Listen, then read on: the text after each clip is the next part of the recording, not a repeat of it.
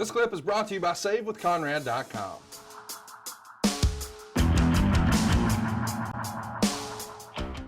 We've got an announcement coming here that says Chris Jericho is going to be main eventing at Night of Champions. And if he doesn't win the WWE title, he's going to leave WWE.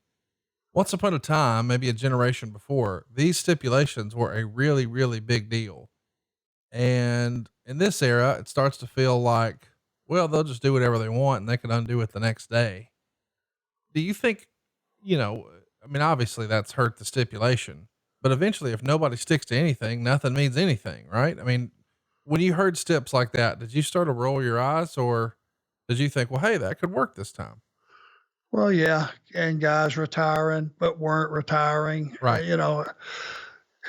There was a time when it was a very simple black and white business, and you had white hats and black hats. And when you put a guy in a cage, he was going to get all the things coming to him that he had asked for, as far as a rebuttal coming his way. There was loser leave towns where a guy really left.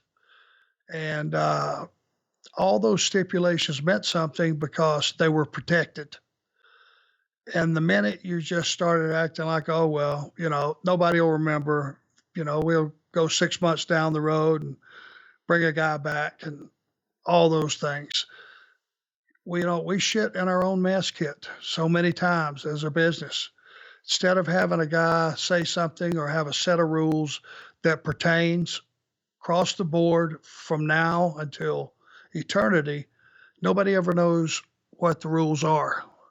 And when you start that confusion, that's when you hurt your own product. Del Rio's really beginning his big push here. He's got the intro of Ricardo Rodriguez starting here.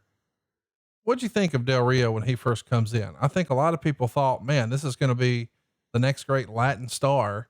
And, of course he had some on again, off again runs, but I don't know that he ever achieved the success that I would have imagined. I kind of thought he was going to be, a Hispanic Randy Orton or something like that. And that just didn't wind up becoming his legacy.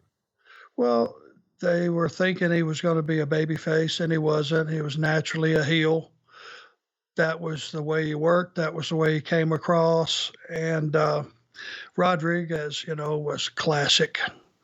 You just had to love to hate that guy. He was that added touch of just really, come on here.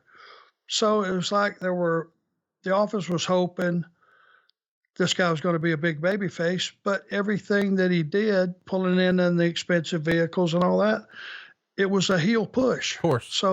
So, wish in one hand and take a dump in the other. It's like, if you want a guy to be a baby face, push him like a baby face. And all those trappings did not point to a baby face. So one thing I will say about Alberto with my dealings with him is, and it was always just on a a professional basis. Every time I suggested something that I thought would make him better, he plugged it in, he tried it, he did his best to implement it. So from that perspective, for me, he was fine to work with, no issues. Hey, it's Conrad Thompson. Thanks for checking out the podcast here on YouTube. Be sure to hit the subscribe button and the notifications bell so you get a notice anytime we upload some new content. And go save yourself some money right now. If you're in a 30-year loan or you have credit card debt, it's not a matter of if I can save you money. It's a matter of how much. Find out right now for free at SaveWithConrad.com.